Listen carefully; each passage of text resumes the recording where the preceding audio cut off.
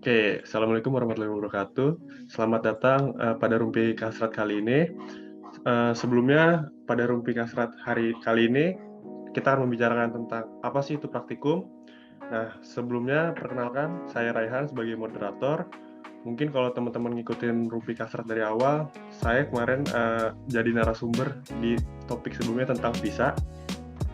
Nah, mungkin biar kayak nggak bosen nih moderator, makanya diganti ya. Nah, udah gitu, gue kedatangan narsum nih, namanya Hasbi Syuhada. Boleh dong perkenalan dulu.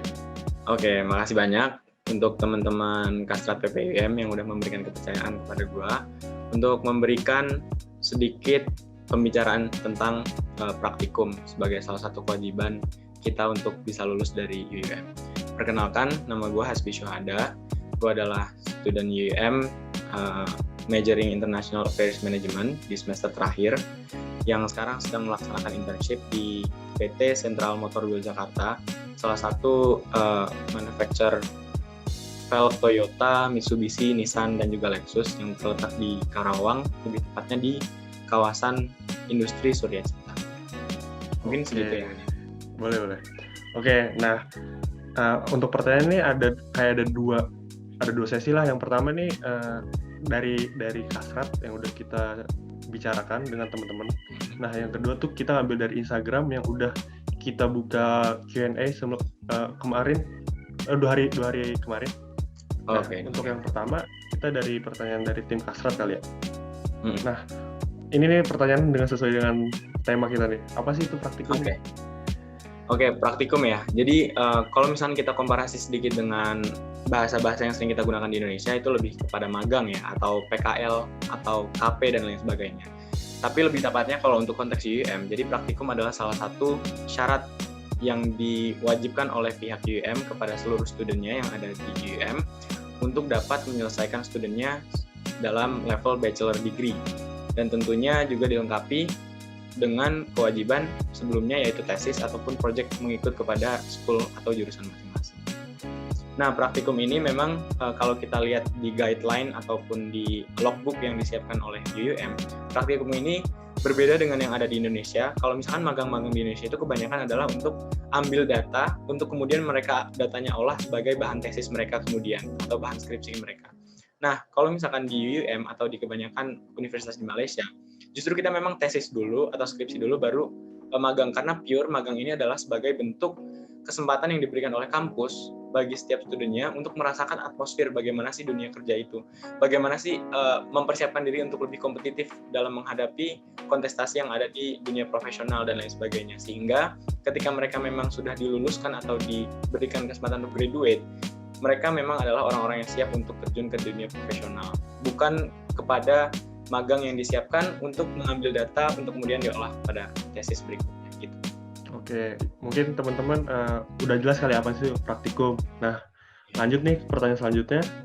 Apa aja sih yang harus dilakuin setelah selesai berkuliah dan apply praktikum tersebut?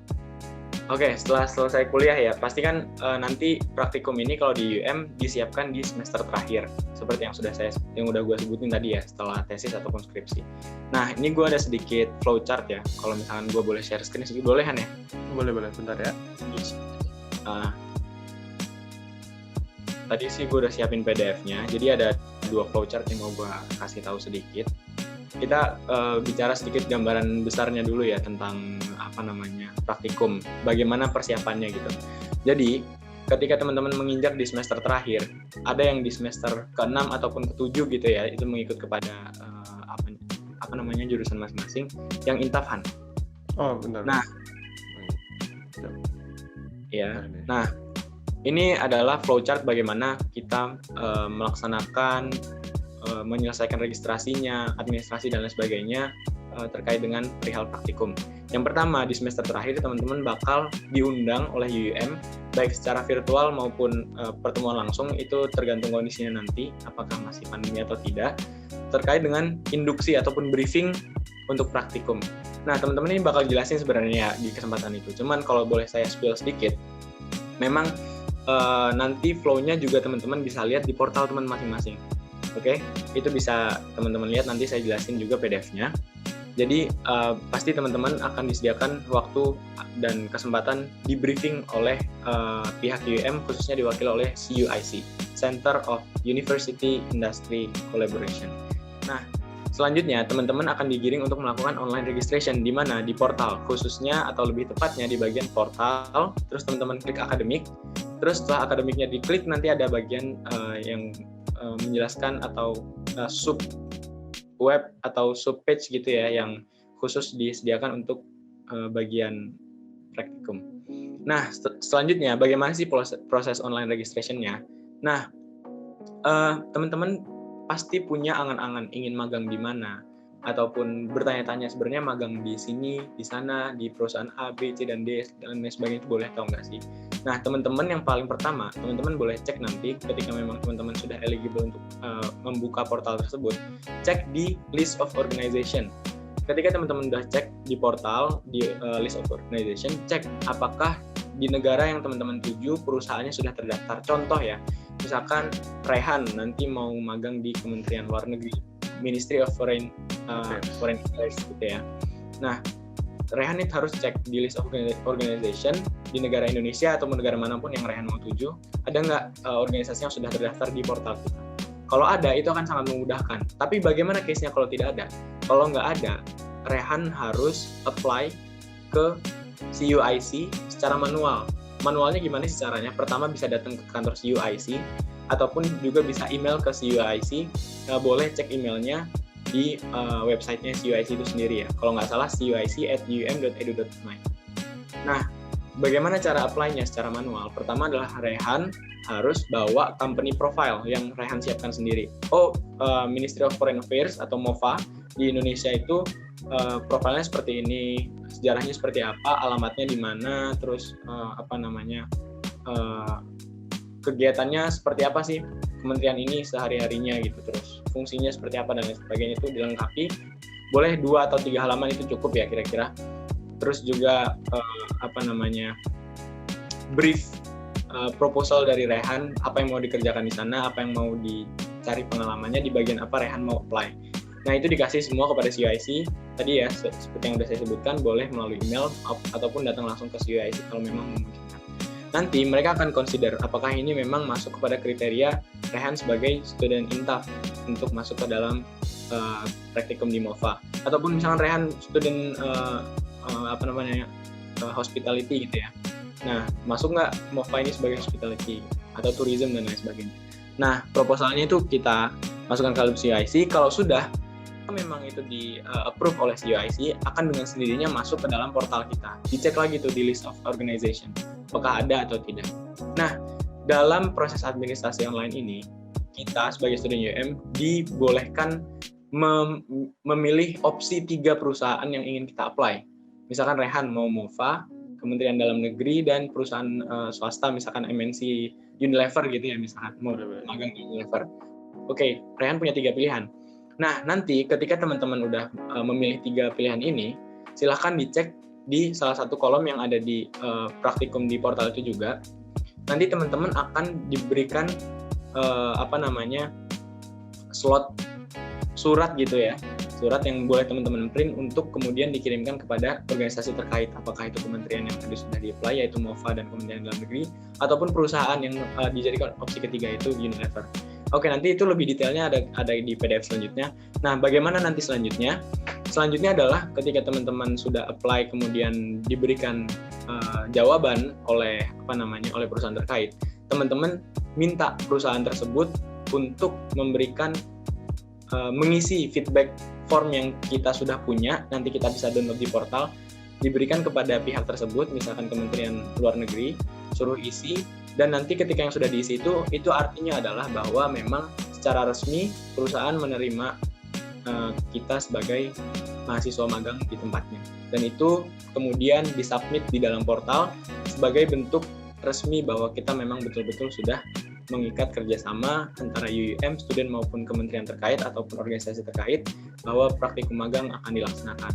Nah, di dalam feedback form itu nanti akan dijelaskan siapa yang akan melaksanakannya, allowance-nya yang diberikan itu berupa apa saja, baik transport, meal, ataupun bahkan diberikan gaji begitu ya. dan lain sebagainya, terus tanggung jawabnya seperti apa, role-nya apa, dan lain sebagainya. Itu di feedback form ada secara rinci dan jelas. Nah, ketika sudah di accept, approve, kita submitkan ke portal, terus approve by CUIC, nanti kita masuk ke dalam kolom practicum details. Nah, di practicum details itu nanti di dalamnya memang sudah ada keterangan siapa supervisor kita dari perusahaan, di perusahaan mana kita melaksanakan magang dan lain sebagainya. Kalau memang itu semua kolomnya sudah terisi, artinya kita sudah boleh siap untuk melaksanakan magang sesuai tanggal yang diatur oleh CUIC. Nah, baru setelah itu kita mulai magang selama 4 atau 6 bulan sesuai jurusan masing-masing, sekaligus kita mengisi logbook yang disiapkan oleh CUIC gitu ya, bahwa setiap harinya kita melakukan apa saja, dicek juga oleh supervisor dari perusahaan, dan juga nanti kemudian di akhir periode magang kita diwajibkan untuk membuat report, kira-kira halamannya sekitar 20 sampai 25 begitu ya. Kemudian disubmit kembali kepada supervisor yang disediakan dari UUM. Nah, itulah kira-kira proses secara keseluruhan bagaimana praktikum itu dijalankan. Nah, detail untuk portalnya boleh ke PDF yang satunya lagi, Han. Oke, boleh, bentar. Ada. Oke. Ini adalah bentuk-bentuknya ya. Sebelum teman-teman mau tahu setelah kuliah itu bagaimana apply-nya, pastikan teman-teman sudah eligible dulu ya untuk dikatakan sebagai final semester student gitu untuk melaksanakan magang. Boleh ke bawah lagi sedikit? Boleh.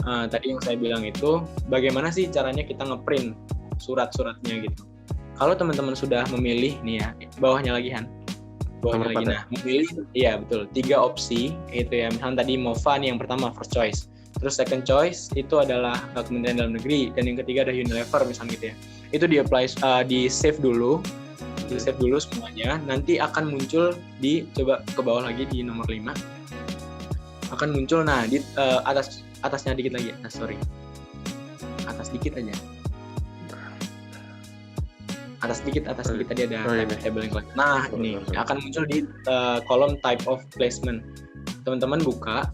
Nah, kalau sudah tiga-tiganya tertera di sini, itu ada tanda print sama satu lagi tanda upload ya. Nah, print itu adalah untuk print surat pengantar dari kampus bahwa teman-teman akan melaksanakan magang di perusahaan terkait, dan juga di dalamnya ada file feedback form yang kalau misalkan perusahaan itu sudah menjawab kemungkinan teman-teman untuk melaksanakan magang, silakan diberikan feedback formnya untuk diisi sebagai tanda bahwa perusahaan itu menerima teman-teman sebagai mahasiswa magang di sana gitu ya. Itu bisa diklik printnya. Nah, kalau feedback formnya, jangan dibawahin lagi, jangan dibawahin. Sorry. Kalau feedback formnya sudah diisi oleh perusahaan, maka feedback form itu halamannya di-scan, kemudian disubmit di bagian upload. Nah, kalau sudah di-upload, tinggal ditunggu dari pihak CUIC-nya untuk consider apakah memang itu masuk kriteria dan bisa dilaksanakan magang seperti itu. Kalau sudah, nanti dia akan dengan sendirinya masuk di placement details. Teman-teman nanti sambil buka aja ya portalnya, kira-kira bentuknya seperti apa kayak gitu. Nah, case-nya gimana nih? Kalau misalkan ternyata tiga-tiganya menolak nih, waktu semakin mepet, kita lagi nyari perusahaan, ternyata belum dapat juga. Tiga-tiganya ini nggak ada tombol reset teman-teman, kalau teman-teman lihat di portal. Lah, gimana nih, kita bingung gitu, mentok. Nah, silahkan teman-teman email ke CUIC bahwasannya kita minta reset, tolong resetin organisasi yang sudah kita apply di di portal. Nanti CUIC akan bantu resetkan, ini akan kembali jadi 0 semua. Jadi nggak ada organisasi yang sudah kita jadikan opsi, kita boleh mulai mencari dari awal lagi. Kalau misalkan teman-teman di list of organization yang nggak ada, silakan di-apply company profile-nya ke CUIC lagi, mulai dari awal lagi dan lain sebagainya. Di print kita kirimkan surat pengantar, kita kirimkan feedback form. Kalau misalkan dijawab, kita upload, kita submit, kita tunggu prosesnya sampai nanti benar-benar kita diterima secara official sebagai mahasiswa magang di sana gitu ya. Nah, ke bawah lagi Han, ke bawah lagi. Nanti kalau memang sudah diterima, sudah approve, terus kita sudah masuk ke dalam bawah lagi Han, sorry. Kita sudah diterima secara official sebagai mahasiswa magang, bawah lagi terusan. Kita bakal ngisi yang namanya bawah terus. Ya, bawa terus. Nah, company supervisor details. Nah, kalau misalnya kita sudah diterima, terus kita masuk ke placement details. Nah, silahkan diisi siapa supervisor dari company-nya. Ketika kita memang apply ke company tersebut, kita pasti akan diberikan satu perwakilan dari company atau dari perusahaan yang kita tuju. Ada satu perwakilan yang akan mengurus kita sebagai mahasiswa magang di sana, yang paling banyak sering in charge dengan berkomunikasi dengan kita. Nah, silakan diisi misalkan namanya Pak siapa, jabatannya sebagai apa, dan emailnya apa, phone number-nya apa, karena nanti suatu saat ketika CUIC perlukan komunikasi dengan company tersebut, orang itulah yang akan langsung dituju oleh CUIC dari pihak UM. Apa sih contohnya? Misalkan CUIC ini pengen konfirmasi atau memeriksa kehadiran ataupun attendance dari mahasiswa magang. Dia kurang yakin karena tidak ada update apa-apa gitu. Ditelepon company tersebut oleh CUIC melalui supervisor company, mengecek benar nggak keberadaan magang mahasiswa ini, apakah dia terus masuk setiap harinya, melaksanakan kewajibannya dengan baik dan lain sebagainya gitu ya. Nah, oke. Terus kira-kira kurang lebih seperti itu ke bawah lagi sampai nanti supervisor details yang sudah berhasil kita laksanakan. Nanti result akhirnya adalah bentuknya seperti ini. Placement details kita ini menandakan bahwa kita sudah siap untuk melaksanakan magang di waktu yang sudah ditentukan oleh CUIC. Ini adalah bentuk terakhirnya. Nah, itulah kira-kira yang kita lakukan setelah kita selesai perkuliahan. Setelah credit hour kita habis untuk subjek-subjek pelajaran di kelas, setelah tesis atau proyek kita sudah selesai dilaksanakan. Kira-kira gitu. Oke, waduh lengkap banget nih Bi, lu ngejelasinnya. Kayak nggak apa sih, biar temen-temen yang mungkin masih mau praktikum atau masih lama, biar lebih sadar aja sih kan. Biar nanti pas udah mau udah mau praktikum, mereka nggak usah tanya-tanya lagi gitu loh, karena kita udah jelasin di sini. Oke. Nah, berikutnya nih, apa aja sih yang dibutuhin buat si apply praktikum? Oke, yang diperlukan ya. Jadi pertama yang diperlukan oleh teman-teman adalah memastikan bahwa teman-teman eligible. Eligible bisa dicek di mana? Buka akademik, buka practicum details, terus cek di kolom eligibility status gitu ya. Apakah teman-teman sudah lolos di semua seleksi screeningnya gitu. Itu yang pertama, memeriksa bahwa teman-teman eligible statusnya. Yang kedua adalah memeriksa bahwa perusahaan yang teman-teman apply tersedia di list of organization. Kalau misalnya nggak ada gimana, berarti langkah selanjutnya adalah kalau nggak ada, silahkan teman-teman apply company profile-nya ke CUIC. Itu kira-kira yang perlu disiapkan oleh teman-teman terkait dengan bagaimana kesiapan sebelum kita apply ke perusahaan yang kita ingin tuju sebagai tempat magang kita atau tempat praktikum kita. Gitu. Oke, mungkin pertanyaan terakhir kali ya dari tim Kasrat nih. Apa sih kantor mana aja sih yang bisa kita apply? Ya mungkin karena kan takutnya nih kita intaf nih, tapi kita apply-nya mana-mana aja, takutnya ntar nggak bisa. Nah, itu gimana sih? Oke, sebenarnya secara regulasi yang punya otoritas atau yurisdiksi untuk menentukan bahwa perusahaan ini oke atau tidak adalah CUIC itu sendiri ya. Kita kadang-kadang juga ada yang diperbolehkan, kadang-kadang tidak diperbolehkan gitu. Kita nggak tahu kriteria tepatnya seperti apa. Karena memang kalau kita baca di guidelines-nya yang dimiliki oleh UM tentang praktikum, khususnya Kolgis ya kalau saya di Intap, itu memang nggak banyak dijelaskan bahwa memang harus secara spesifik banget kantor-kantor yang bergerak dalam bidang apa sih yang boleh kita lakukan untuk magang gitu. Nggak ada, tapi lebih banyak bahwa memang intinya gimana caranya student yang berkaitan ini ketika magang dia punya working exposure-nya yang dia dapat. Dia gaining pengalaman untuk berkontestasi secara profesional dengan orang-orang di sekitarnya gitu. Nah, itulah yang sebenarnya pengen didapatkan. Bukan ya ada sebagian kecil keinginan dari UM untuk melihat teori-teori yang kita pelajari di kelas itu diaplikasikan dalam dunia kerja, ada sedikit gitu di practicum details-nya atau guidelines-nya. Tapi itu ada di poin-poin paling bawah di terakhir-terakhir. Jadi mungkin secara secara permukaan saya lihat CUIC ini nggak banyak pengen ribet dalam menentukan itu. Tapi di mana sih tempat yang boleh kita lakukan magang? Di mana aja?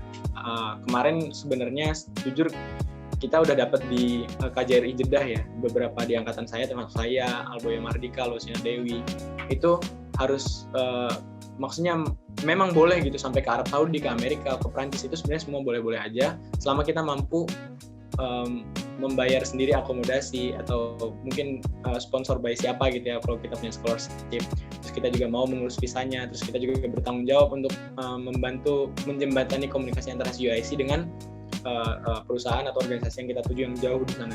Jadi di mana negara pun boleh, kriterianya adalah nggak tahu pasti seperti apa, yang jelas sebisa mungkin role yang kita ambil atau posisi yang kita ambil itu nanti ada kaitannya sedikit dengan subjek yang pernah kita pelajari ketika kita kuliah, tapi sepenuhnya ketika teman-teman sudah apply, nanti yang consider bahwa ini approve atau tidak approve adalah kembali lagi kepada CUIC, yaitu setelah feedback formnya kita submit di portal tadi ya, kalau teman-teman ingat, nanti kita butuh waktu 1, 2, atau 3 hari lah kira-kira untuk memastikan bahwa CUIC itu betul-betul setuju dengan rencana magang kita. Gitu. Oke, waduh, kayak ini banget nih sangat memberi apa namanya? Memberi info banget nih. Aduh. Oke, mungkin kita lanjut ke sesi selanjutnya pertanyaan-pertanyaan dari Instagram. Ini gue udah maksudnya udah milih-milih nih pertanyaan mana aja yang mungkin sangat bagus deh. Pertama dari Ramadan Fadil, apa aja persiapan diri yang perlu dilakukan untuk menghadapi praktikum? Pastinya sih ketua PPI ya. Jadi secara garis besar gitu ya, mungkin Dil, ini kan Fadil yang nanya. Garis besar adalah 2 hal yang dipersiapkan. Pertama teknis ya, secara teknis itu tadi bagaimana apply secara online di CUIC, di portal dan lain sebagainya. Bagaimana kita mencari company yang suitable dengan apa yang kita inginkan gitu, interest kita seperti apa dan lain sebagainya. Dan tentunya dipersiapkan juga kalau misalnya teman-teman punya cita-cita spesifik berkarir di mana, mungkin magangnya juga dipilih yang inline dengan cita-cita tersebut sehingga nanti kemungkinan bisa memberikan kemudahan untuk menggapai cita-cita tersebut. Itu secara teknis ya. Tapi yang kedua adalah juga persiapan tentang mindset dan mental gitu. Jadi teman-teman harus prepare gitu bahwa nggak semua perusahaan bisa treat mahasiswa magangnya dengan sebagaimana karyawan seperti biasanya gitu, nggak semua. Ada mungkin yang benar-benar memberikan treatment tertentu atau ada company yang sudah terbiasa dengan kehadiran anak magang secara angkatan per angkatan gitu ya, batch per batch, ataupun juga ada bahkan perusahaan yang belum pernah menerima magang dan lain sebagainya. Itu treatmentnya akan berbeda-beda dan nggak bisa kita tentukan polanya ke depan kita bakal dapat yang seperti apa gitu kan. Nah, oleh karena itu mindset dan mental itu dibenahi terlebih dahulu bahwa kita memang betul-betul ketika magang ini tidak mencari allowance tertentu. Kalau ada ya alhamdulillah, kalau nggak ada nggak. Ya intinya kita bisa tetap menggali ilmu, menggali pengalaman, menggali industrial know-how, terus juga menggali bagaimana kita beradaptasi dengan lingkungan baru yang tentunya lingkungan ini bukan lingkungan akademik lagi gitu ya. Kita nggak rebutan nilai, tapi kita rebutan income, rebutan posisi, rebutan kenaikan pangkat, rebutan karir gitu ya. Secara kalau dunia realis memikir bahwa manusia antar manusia itu kan berkompetisi gitu kan. Nah, itu yang bakalan terlihat juga nanti ketika di di dunia kerja. Walaupun secara permukaan surface-nya mereka terlihat saling menghormati, saling menghargai dan sebagainya. Mungkin tapi substansinya deep down mungkin ada sedikit atau banyak tersirat hati bahwa kita bersaing dengan orang-orang yang ada di sekitar kita. Nah, mindset atau mental ini yang harus kita persiapkan sebelum magang. Jadi nanti ketika kita magang kita tahu obstacle apa sih yang ada di hadapan kita.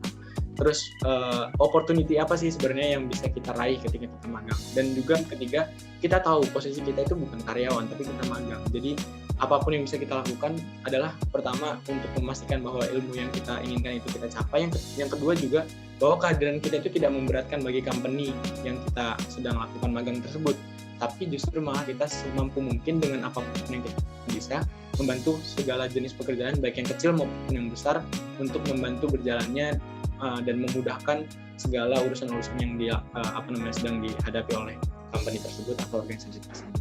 Jadi mindset sama mental sih yang paling penting sebenarnya. Karena kalau misalnya kita nggak siapin mindset dan mental tersebut, takutnya kita akan kecewa sendirinya atau tiba-tiba di tengah jalan putus asa gitu ya.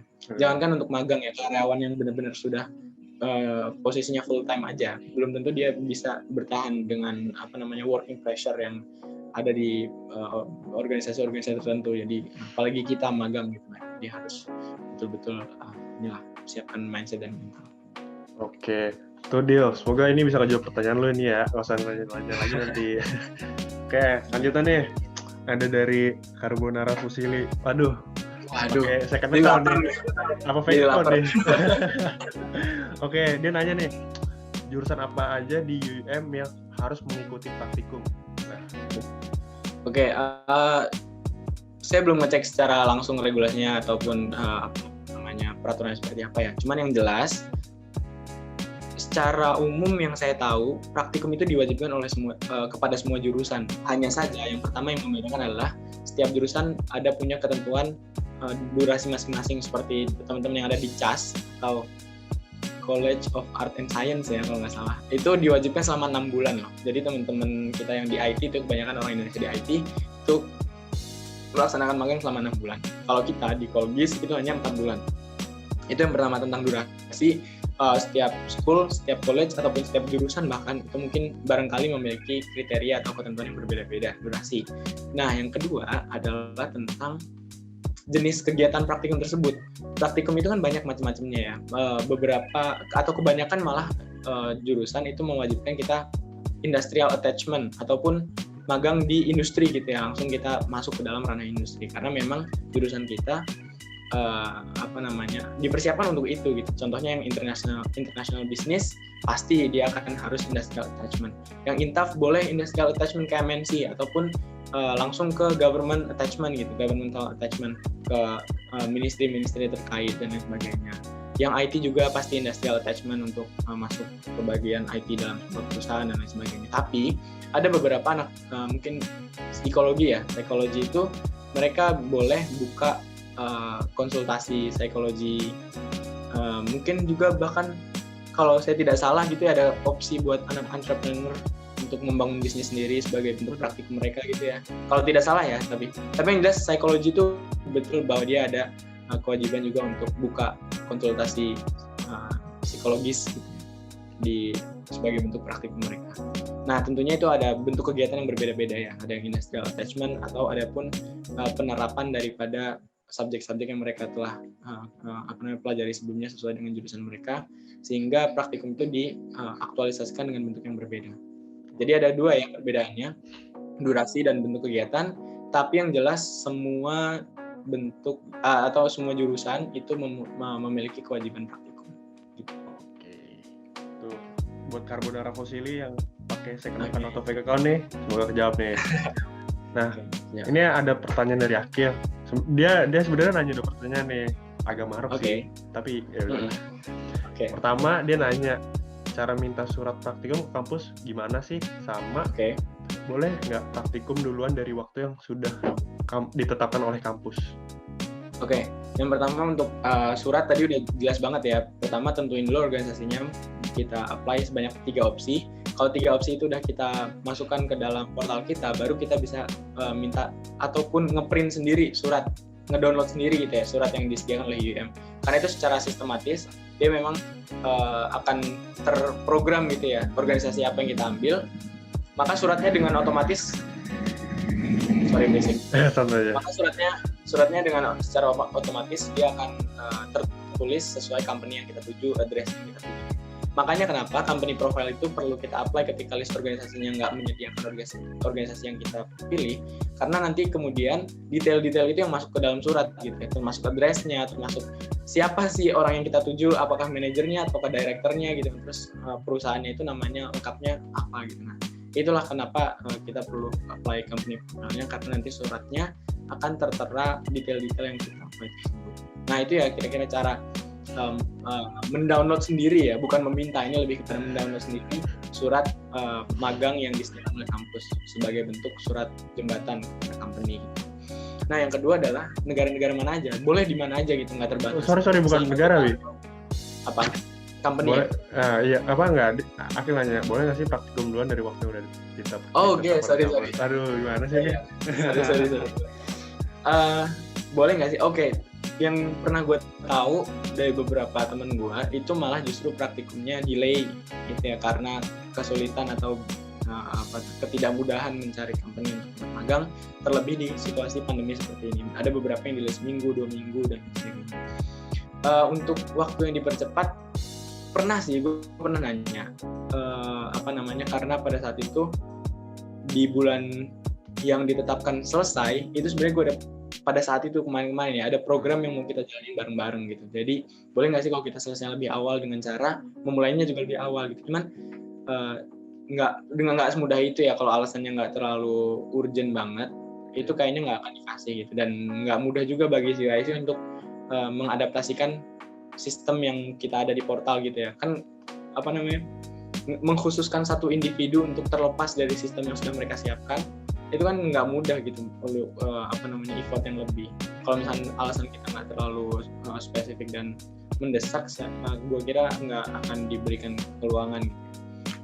Malah di sisi lain, kalau misalnya kita delay, itu yang akan disiapkan, karena memang sudah banyak case-case teman-teman yang delay, maka CYC sudah siap untuk menghadapi hal seperti itu gitu ya. Kira-kira gitu. Tukil, dengerin baik-baik ya. Terus ini 2 pertanyaan terakhir nih. Oke.